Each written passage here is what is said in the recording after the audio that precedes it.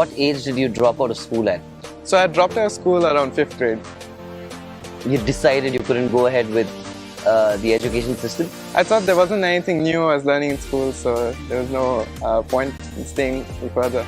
I learned C programming at 5, and I had done the Nanto-Tetris course when I was 11, where I built the entire computer system from NAND gates and then wrote the entire compiler and engine stack and applications on top of that.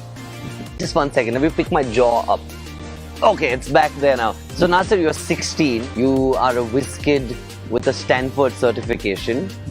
How did the idea of Ati Motors come along? So we are working on interesting problems with Dr. Vinay, who was my mentor for a couple of years, and Saurabh. And while we were doing that, we wanted to do something that was both an interesting engineering problem and was viable commercially. Why a cargo vehicle that's autonomous? Since it's cargo, Yeah. the value proposition for autonomous vehicle is a lot better, because especially in industrial environments, you're moving cargo all the time, Yeah.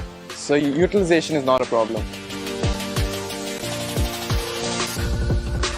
What do you see the practicality, the use of these machines? Where do you see them fit? So I think they fit in a lot of places, but we have taken a conscious decision to stay under the regulatory radar. So factories, logistic parks, warehouses. Yeah. I think once regulation catches up, maybe in 5 years, we know that public roads can handle autonomous vehicles. This vehicle is fully capable. Yeah. But we have this versatility right now that we can handle indoor environments and outdoor environments, and the vehicle can seamlessly transition between the two. So it can go from like inside of a warehouse to the inside of a factory.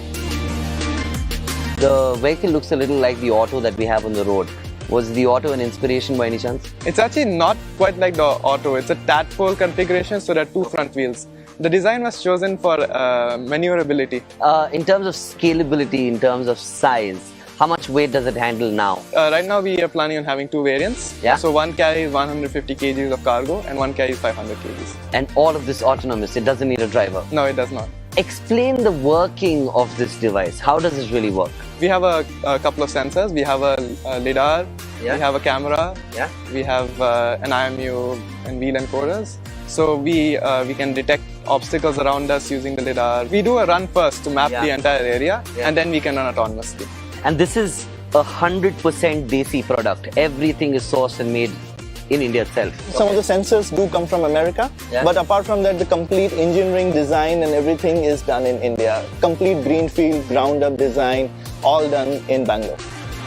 The future lies in being autonomous. Look at this vehicle. It doesn't need any assistance. It just moves around by itself. I wish I could say the same about myself after this really tiring day. I need a hand to get out of here. Thank you.